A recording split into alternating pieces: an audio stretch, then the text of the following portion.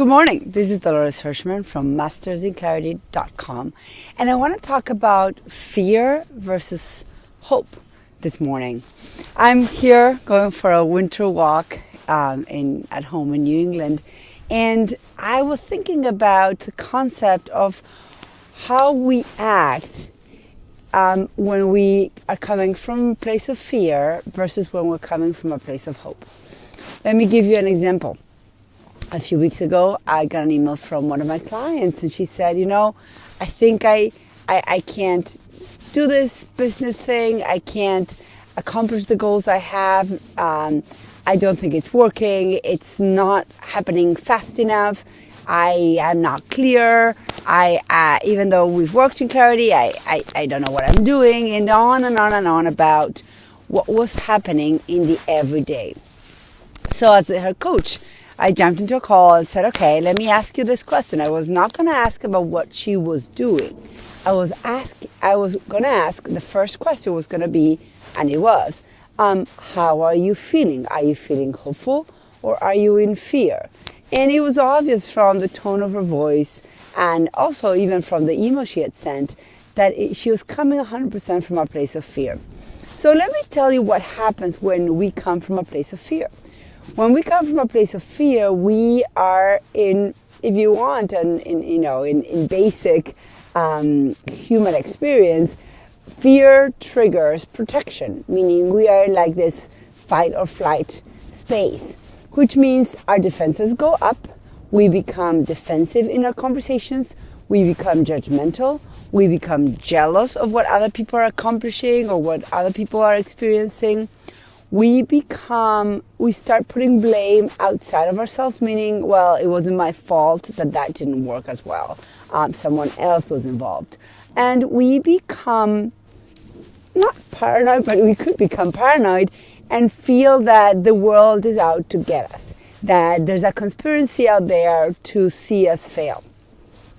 I don't know if that is true for you, if you've ever experienced that. I know I have. And I know that I dance between fear and hope almost constantly. Even right now in my life, we are as a family going through a difficult time, and we're constantly dancing between the place of fear and the place of hope. But what happens is, and we've experienced it over and over again, the moment we become trapped in our fear, we stop being creative and we become not the person you would want to be with. We are not pleasant, we are not empathic, we are not open to communication. Now let's explore hope. How do we act when we're coming from a place of hope? What I mean by hope is hope meaning that we are expecting best results, right? Fear is we're expecting worse results.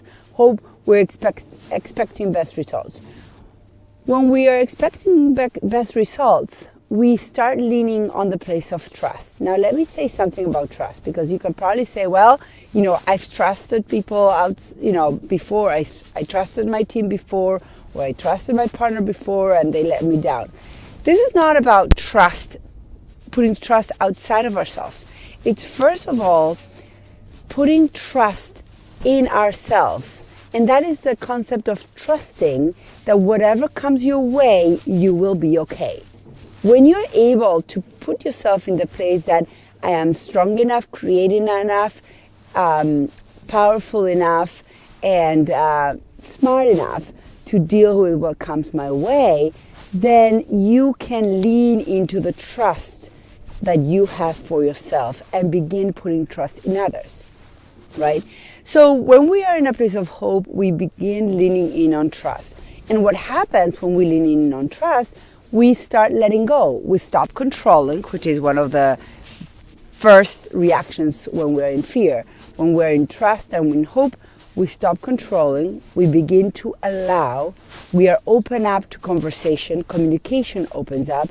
A creative side and critical thinking and problem solving side becomes more active and more productive.